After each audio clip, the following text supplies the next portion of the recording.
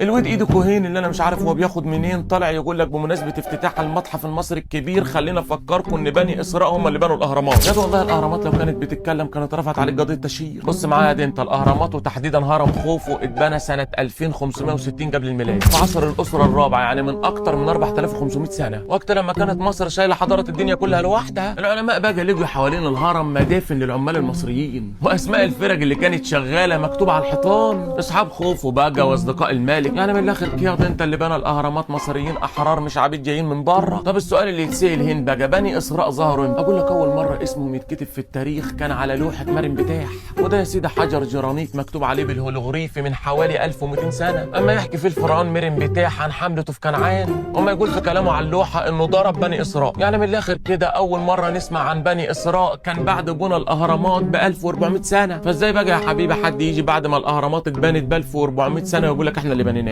ده زي كما واحد يكون مولود اول امبارح ويقول لك انا اللي بنيت جامع عمر بن العاص. ما تهدوا بقى، ما تخلونيش اقول الفاظ يا جماعه. اللي بنى الاهرامات ولاد مصر، الفلاح المصري اللي كان اما يشتغل في موسم الفيضان، اللي كان اما ياكل ويتعالج على حساب الدوله المصريه، مش عبيد لحد. فياض يا ايدي اللي هديك بصباع من ايد، الاهرامات دي مش في سيرتكم الذاتيه خالص. الاهرامات دي شهاده ميلاد مصر قدام العالم. ولما حد من اليهود يقول لك احنا اللي بنينا الاهرامات، قول له يا حبيبي الاهرامات كانت اما تاخد سيلفي مع الشمس واما تحتفل بعيد ميلادها ال1000، وانت ما تاخد على جفاك من مرن بتاع. يعني باختصار كده الاهرامات كانت عامله عيد ميلادها ال1000 ولسه اسم اسراء اما يظهر في التاريخ لاول مره. انتوا اخركم يا حبيبي تبنوا حكايات وهميه على تويتر، لكن اللي بنى الاهرامات بجد هو الفلاح المصري اللي لحد النهارده شايل البلد ده على كتفه وما يبنيها. يلا على ايدي اللي هديله بايده وشاور له بعتوله.